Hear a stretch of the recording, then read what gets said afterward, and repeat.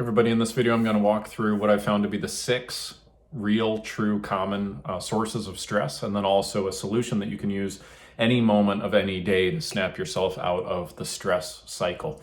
If you don't know who I am, my name is Hicks. I'm a mental health coach. I help people improve their mental health, usually by about 75% within 90 days. I'm using a conditioning-based method. I was suicidal and overcame depression myself. So I make these videos because I want you to have the mental health you deserve. So let's talk about stress today. So stress is something everybody has experienced, but my whole goal is to demystify stress and really help you understand that there's actually only so many causes of it, and to see that if you can isolate not only what each one of the potential causes of it are, because in my experience, I've found that it's always one of these 6 things. And if you can figure out which ones are the most common offenders for you, then you can probably only have to focus on maybe 2 or 3 of these, right? And breaking the habit of doing those 2 or 3 things. And the good news is that there is one solution you can use to pretty much get yourself out of the feeling of stress any moment that you want, which is really cool. So let's walk it through it. So, and I put these in an order because what I found is it tends to go in this order. So like the more stressed you get, the more you tend to go to the further and further levels, but that's not always how it goes. It just kind of depends on the person. So the very first thing that will cause you to feel stress is focusing on an unmet expectation. And so this is what we also call a rule or a should. Okay, so there's 1,000 different examples of this. One example would be somebody does something that irritates you. They don't clean up something when you thought that they should, quote, should clean up that thing. Your boss doesn't talk to you the way that you think they should talk to you. A team member doesn't get their portion of a project done at the amount of time that you think they should get it done, right? Some unmet expectation is very likely to cause you some type of a stress. So if you're ever feeling stressed out about a relationship, I would guarantee any amount of money that there's some unmet expectation that you have that is getting in the way.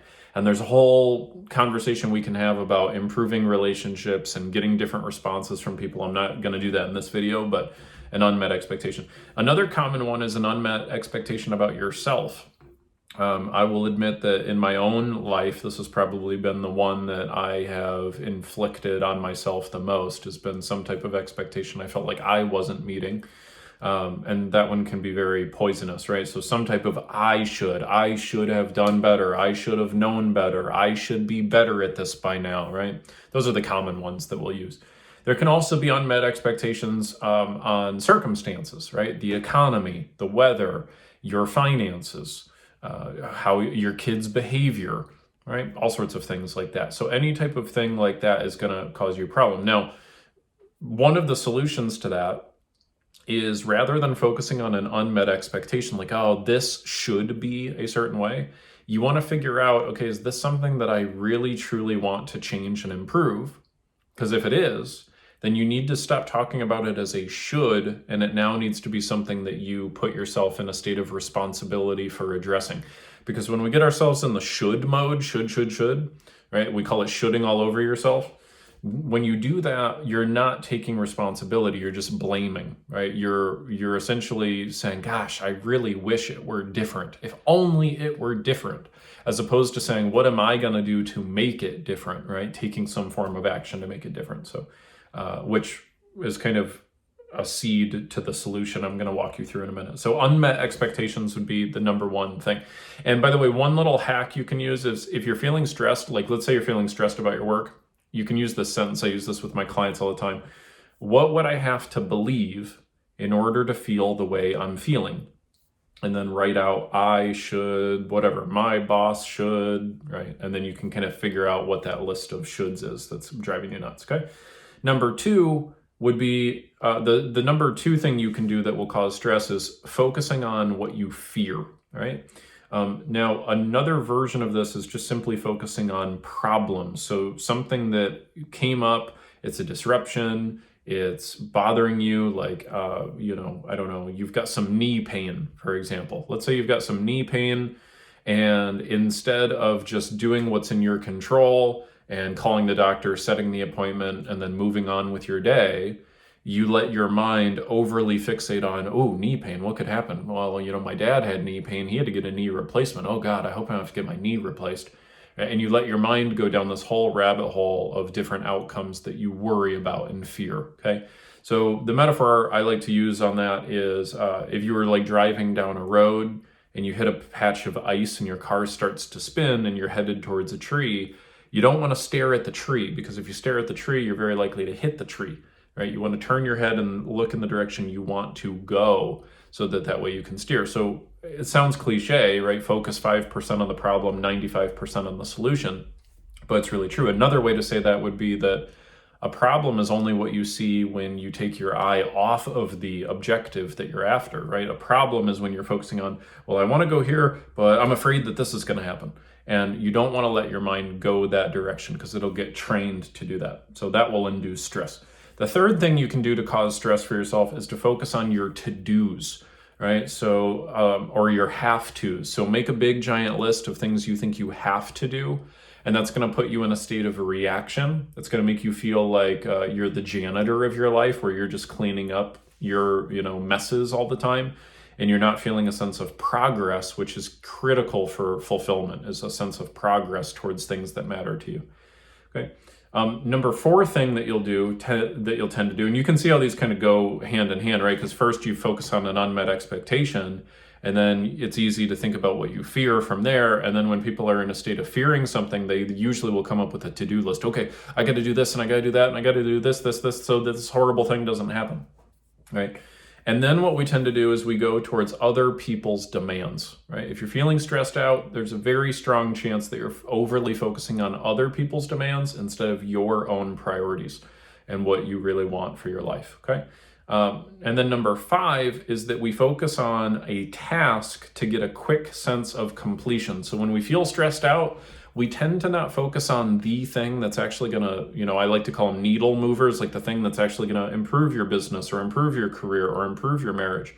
What we tend to do is we go and focus on something that's easy for us to wrap our head around that really isn't important, but it gives us that like tiny little feeling of productivity that we're doing something, and it distracts us, right? And it's not really helpful. So that's a common thing. And that kind of induces more stress, ironically, right? It makes you feel good, like a little dopamine hit for a second, but then you're just right back to square one, right? And now you've just exhausted yourself doing whatever it is you just did. Okay.